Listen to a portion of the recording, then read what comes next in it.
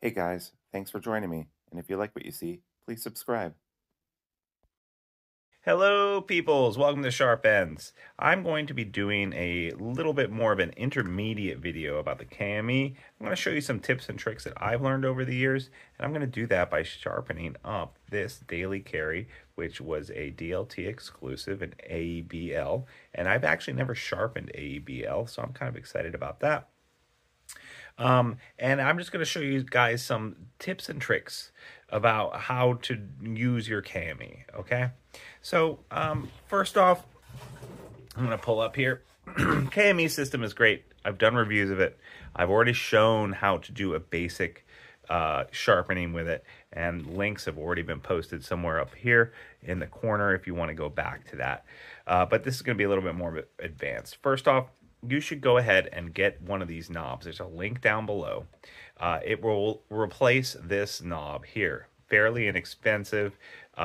What this does is it allows you to draw, and it's easier to hold, right?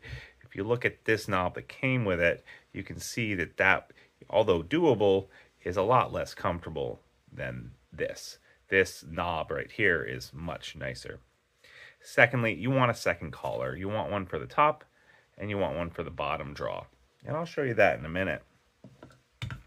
I have a blade here, and I have misplaced my angle finder, but it's not the end of the world, people. It will all be okay. Angle finders are very useful. There's a link down below, and I suggest you get one. But I can't find it right now. It's not the end of the world. All right, so what I want to do is, now some people, especially beginners, I think should go ahead and mark the whole edge with a Sharpie, right? Instead, what I'm going to do is I'm going to put one line here, one line at close to the tip, and I'm going to put one line in the middle of the curve. So somewhere around there, and I might even put one right over here, okay? That's all I need, and I'll be able to wash it off with Sharpie. I could have made those smaller too. The main point is that I'm going to be able to see what I'm doing here along this edge, and I don't need to mark up the whole edge. It doesn't hurt to mark up the whole edge, but as I've gotten more experience, that's the way I do it. And I'm going to do it to the other side too. LT Wright's a great knife maker, and not only that, they also... put one right there. They also heat treat their AEBL, which you can see it says L right there, really well. Like, this stuff stayed sharp for a long time, but, and this is another secret, 9 times out of 10, any sharpening you put on your knife is going to last longer, like sometimes 5 times or 10 times longer than any knife sharpening you got from the factory. If you're still relying on the factory edge, there's a problem with you. I'm sorry. I'm just going to say it how it is. Like, when they're using belts, a lot of times they're using it very fast. Now, there's some companies that do it really well. Tactile Turn, I know, is a company that does it really well. But when it gets that hot, it's creating a hot edge on the sharpening. And what's then going to happen is that hot edge is going to be a little bit more brittle. It's going to bend and fold and just get less sharp faster. So when you get a knife for the first time, you want to put your own edge on it eventually. I mean, go ahead, let the factory edge go dull. But then once you put your own edge on it and you know what you're doing, that edge is going to last substantially longer than anything you ever got. And like I said, that's not true for every knife company, but 9 out of 10 times it's true for most companies. So the way that I set this up now is I want to draw a line. This is a saber grind, high saber grind on this blade. So it's not a convex. So I don't have the convex rod on my KME, which I do have one of those, for Bark River and stuff like that. It's bendy. Can you see that bend right there? So I just got my straight here for the saber grind. And when I put on these 2 collars, one of the reasons why I say you should get 2 collars is because you don't want the blade to fall off, and you don't want it to get too high either. So when it goes fully drawn in, you want it to still be on the stone. So I'm going to put it right over here, and then I'm going to draw it all the way out over here. And I am going to go ahead and clamp it down so that, and this is another thing, is that when you do the knob here on the front side, you want the knob pointing up. For the knob on the back side, for the downward draw, you want the knob pointing down. All right. And so you set it. It's easier to, I'm just showing you this. It's easier to do it on the stand, but I was trying to show you what I meant. So knob up for the upper draw, and downward draw, not the tightening knob down. Okay. And this gives me the full draw, and it means that my stone will never fall off my edge. I want to show you real fast before I tighten this down and show you how I do that. Just how dull this is. Right now, I don't think this will go through paper at all. I did use a diamond. Oh, well, I did use a diamond rod recently, but yeah, it's just, do you see that? Not going through right now, okay? ABL is a stainless steel. It is a good stainless steel with a good heat treat if it's heat treated well and it's sharpened well. It takes a nice fine geometry. Knife steels all have different properties. This one will take a almost mirror finish well. I'm not going to do a true mirror finish though, and I'm going to try to keep the geometry of the blade too. By that I mean I'm going to go ahead and record this. Another trick. Keep a book. I have this little book that I keep in my KME case, and I have all the dates and times of all the knives I've ever sharpened. All right. So I need to start a new one for 2024, a new page. Now, sometimes I miss it, so this is actually probably only half the sharpenings I've ever done. Like sometimes for friends, I don't record their knives and stuff like that. So 2024, and this is the Daily Carry from LT Wright. So I'm going to write here the date, which is the March 4th. So I'll do 3-4, right? 3-4, and this is the Daily Carry. And then what I'm also going to do, if I had my angle finder on here, and maybe I'll just guess right here, but on the you know, the fake one is what angle it actually is. Now this is pretty close to sharp, so I'm not going to use the Beast. Now I did buy a Beast. By Beast I mean the 50 grit stone. So here are my stones, and these are diamond stones. Obviously the Beast is 50 grit. I don't want to do this because this really is for shaping a new blade, like something that's really needs a full reshaping. I don't need that for this case. So I'm going to go ahead and start with the, do I want to start with the 150 or the 300? Honestly, I kind of want to start with the 300. And what I'm going to do is I'm going to start with the 150. I guess I'm going to start with the 150 at least to figure out what my edge is. 150, 140, sorry. So I'm going to loosen up this guy. So how do I find exactly how I clamp down on this? Well, I'm going to loosen this up. What I want to do is I want to draw a line, and I'm just going to show you, but in my mind, I would usually just do this in my mind. But from here to here, I need a line. So something like that, right? That line, if I were to draw a compass or a straight edge, take a straight edge and draw it right here from the point all the way down here, right, is that's what I want to be parallel to, and I want to be in the middle of that line. So I want to be somewhere around there, and usually I wouldn't draw that line. I would just go ahead and do it in my head. And I want to be far enough on the blade, up the blade on the spine, so that when I do the down draw or the draws, that I'm not actually going to be hitting the clamp, right? So here we are right there. Okay, so I'm going to tighten this up now, and then I'm going to try to find the angle. Right now it looks like it's set at around, it's fairly high, and I think that this angle on this the saber grind is pretty high too. Depending on the task that you use it for. This is a utility knife, so I want to hit around 18 degrees.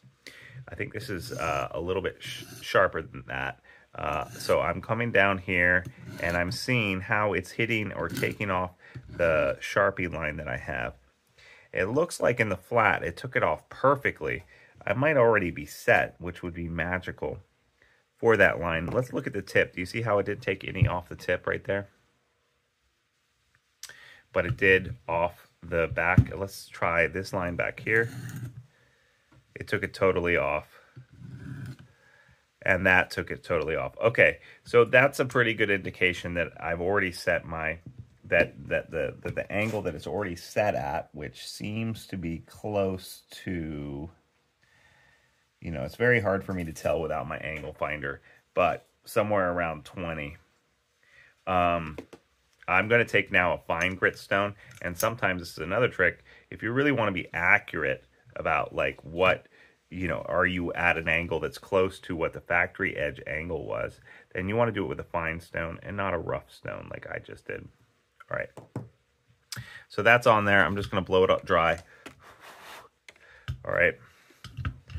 And now I'm going to try again and see with the fine grit, are we still really close?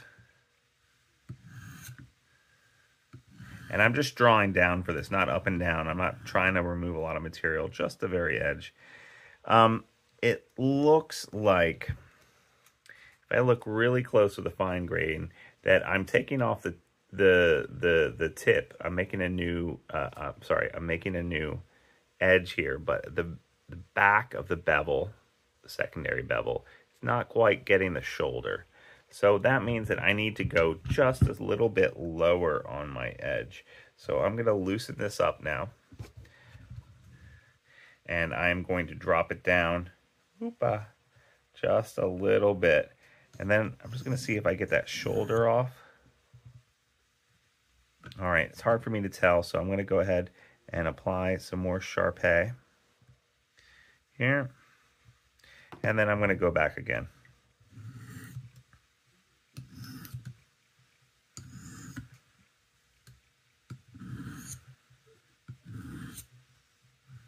All right, that seems pretty close. I'm wondering if I've now done it too much the other direction, so I'm going to do that one more time. Just make sure, and I'm making my lines a little bit thicker here, just to make sure that I'm okay.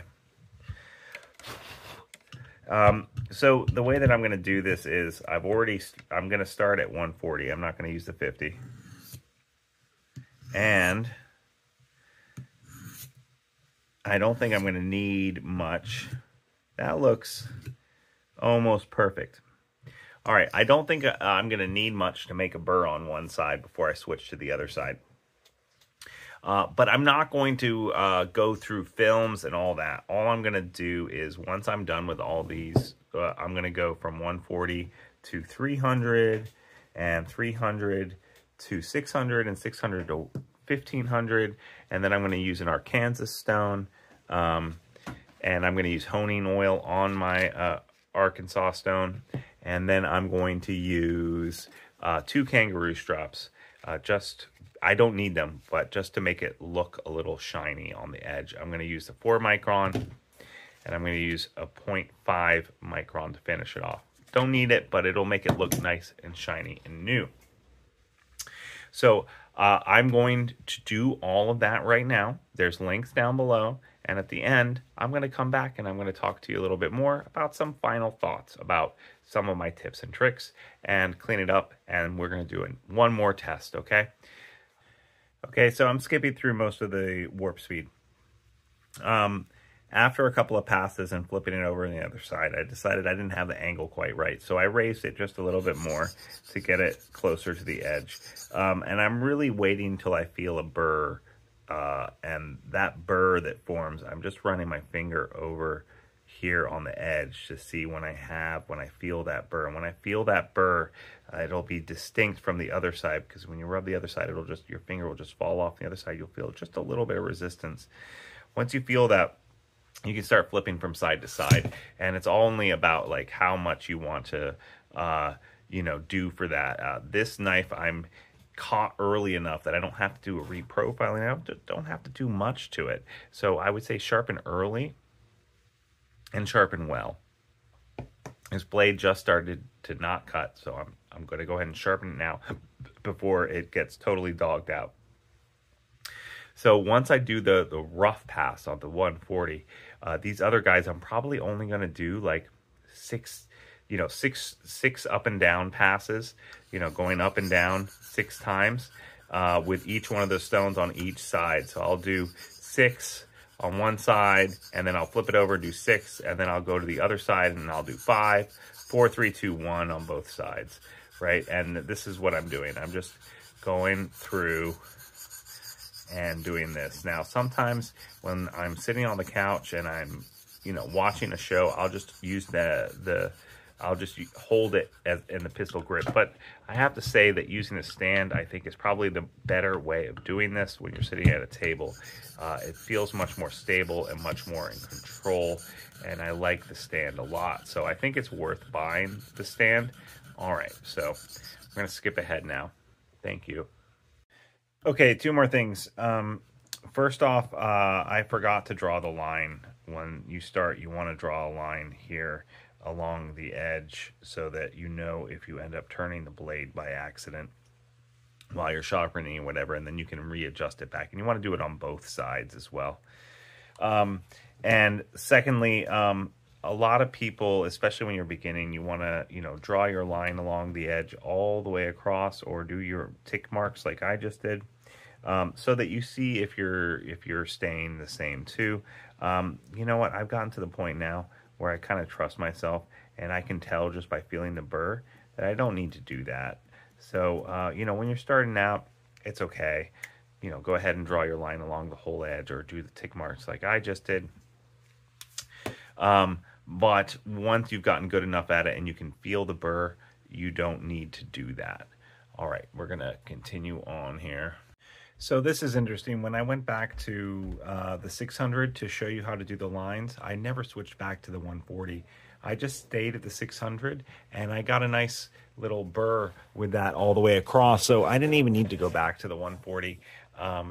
And I'm continuing on from 600 to 1500, and I'm very curious to see if that's enough to get it up to sharp. And if it is, since I kept the factory edge angle, that will tell me that I can skip over 3 stones and just go straight to from 600 down, since I'm not reprofiling the blade or anything like that, and that'll save me a lot of time. So that's another tip too, is that sometimes you can start much higher. And in fact, I did a video recently where I did a convex grind, and it had just lost its edge, and I started really high. I think I started at 600 again, because it had just lost its edge, and I just wanted to do some refining. So I think I did like 600, 1500 Arkansas stone and strops, and it was absolutely fine. So if you catch your edge soon enough, I think it'll be good. Well, we'll see at the end when I test this.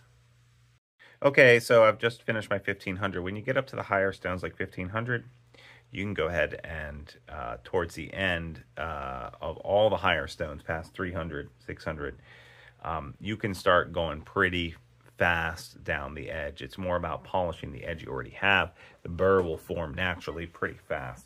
If you start at 600 like I just did, you're going to need to stay on the 600 for a while. And what I did was I did 8 on one side, 8 on the other, 8 again, and then 8 again until I really felt that burr. And the reason why I went back and forth on that 8 was because I didn't want to go 16 on one side and then 8 on the other side. I wanted to make it even on both sides until I felt the burr. So when you start on a stone, whether it be the 50, the 140, the 300, whatever, it's going to take you a little bit more time to establish that burr, and that's fine. But just keep going back and forth until you feel that burr form. And then from there, you can go faster and faster through the higher grits, or the lighter grits, in order to get to your edge. So now I'm going to change over to the Arkansas stone, and I'm going to wipe this down here and make sure that this grit of the steel, and actually almost every single time that I flip over the knife to the other side, what I'm actually doing is I'm wiping it down to make sure that that grit isn't getting everywhere, getting into devices, getting into nooks and crannies and stuff like that, and in general, not making other things dirty, because that steel grit, if you end up wiping that steel grit and then wiping your eye, it's going to actually hurt. I'm using Dan's honing oil, for this stone here, and I'm just putting a little bit on here. Gone ahead and wiped off that stone. Now, I'm going to again want to go ahead and put the marker on, because this this stone, this Arkansas stone, is actually thicker than my diamond stone, which means that I'm going to want to raise this blade slightly. So before I put the honing oil on it, I'm going to put several different lines on here so that I can test this. But basically, I'm going to want to raise this, and this is just a rough estimate guess from past experience, about a degree. So I'm going to go ahead and raise this up about a degree, which should be about the same. And I want to make sure that we are getting this correctly. And it doesn't look like I'm getting it yet. I'm still on the shoulder. I'm going to raise this a little bit more.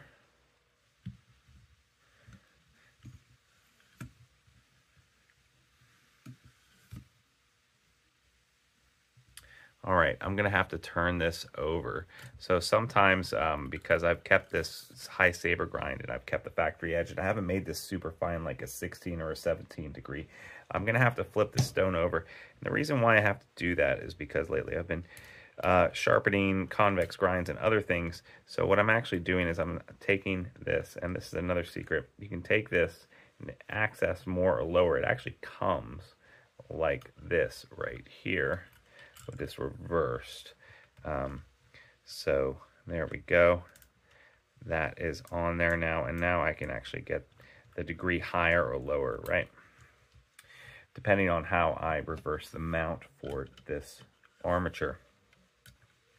And then I am going to go down here and set this. And again, I want the knobbin to be off to the side or down. Now I want it to be off to the side because I've just reversed the back part and perfectly. All right, so came out. So I'm going to tighten this stone back in here. You want to make sure that you don't use the Arkansas stone over marble or something like that, because if you drop it on marble, it will break. All right, so I'm going to go back to sharpening now, and I'm going to use the Arkansas stone about 6 times on each side. Everything past the 1500 level is basically going to be just for show. So now I'm going to go ahead and go back to sharpening. Okay, so now I have taken out the Arkansas stone. This feels really, really sharp. AEBL is a steel that was originally made for razor blades, so no wonder that it is sharpened up really nicely. Really excited about this edge. I'm going to carefully go ahead and change this out for the 5 micron diamond emulsion. This diamond emulsion is actually thinner than the diamond stone. About the same thickness. So I'm going to need to lower it back down to the point where it's doing, it's just on the secondary bevel. Because I had to, I have to raise it up because I had to lower it down to get the Arkansas stone up. So I'm just going to raise it up the same amount so that the kangaroo strap is now there. And I'm just going to put a couple of marks here. You really don't want to get Sharpie on your kangaroo strap, so you really don't want much on there, but you do want to make sure that you've got your bevel correctly. So and with the bevel, with this, you just want to go straight down, and I have correctly remembered the angle. Yeah, this is fine. All right, so now I'm going to do, I don't know, I'll probably go with 6. I'll go with 6, 5, 4, 3, 2, 1 on both sides with the, what did I say this was? The 4 micron and then the 0.5 micron. All right. Okay, so I've done the kangaroo straps now. I'm going to take these out so it doesn't get damaged. I'm going to take this out here. And before I forget which one goes where, I'm going to put it back in its sleeve. That's something else I would suggest, is that the sleeves you mark with the micron that you have, and that you keep them in there so that you don't forget which one's which. So I've done a quick and dirty sharpening on this, but I've, kind of skipped some steps here and there. I haven't done the full thing, but I've been able to get this up to a little bit of a mirror finish polish without using films or anything else, and probably in, a quarter of the time. So this is testing time.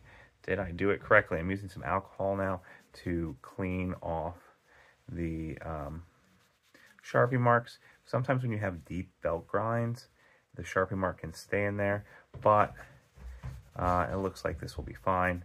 Just got to keep rubbing. You just got to be careful that you don't accidentally cut the crap out of yourself while you're doing something like this. So yeah, I'm just